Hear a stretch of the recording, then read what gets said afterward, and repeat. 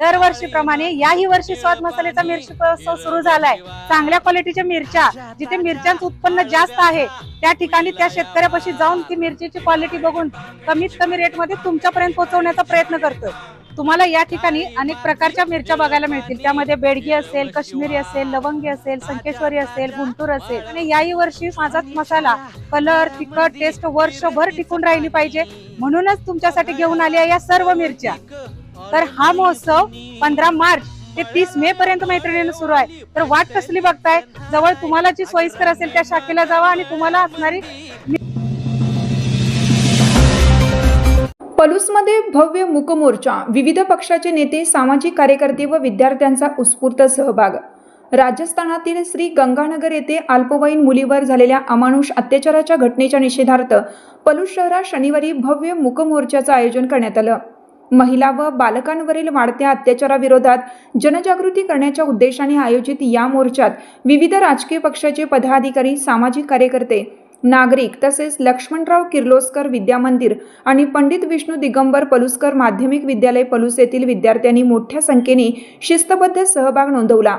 पलूसच्या गावभागातून काढण्यात आलेल्या या मूक मोर्चामध्ये विद्यार्थ्यांनी हातात जनजागृतीपर फलक घेऊन शांततेच्या मार्गाने महिला सन्मान, बाल सुरक्षा आणि सामाजिक उत्तरदायित्वाचा प्रभावी संदेश दिला। मुलींचा सन्मान, देशाचा अभिमान, न्याय हवा, अत्याचार नको अशा घोषवाक्यांद्वारे समाजात महिलांविषयी आदराची भावना निर्माण करण्याचे आवाहन करण्यात आले।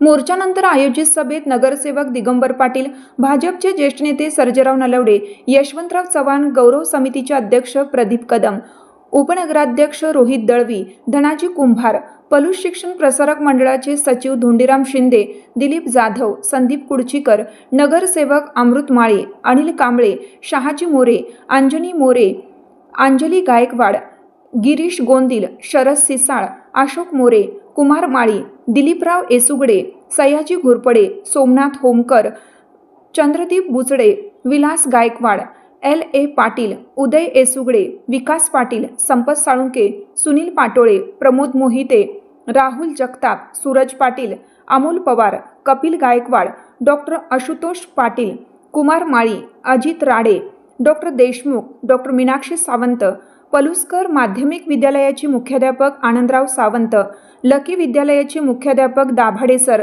सर्व व्यापारी, नागरिक, प्रतिष्ठित मान्यवर उपस्थित होते।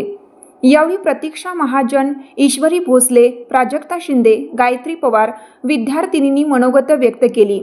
यावेळी तहसीलदार दीप्ती रिठे यांना सर्वपक्षीय नेते मंडळींच्या हस्ते निवेदन देण्यात आलं। कार्यक्रमाचे सूत्रसंचालन दाजी सिसाळ यांनी केले।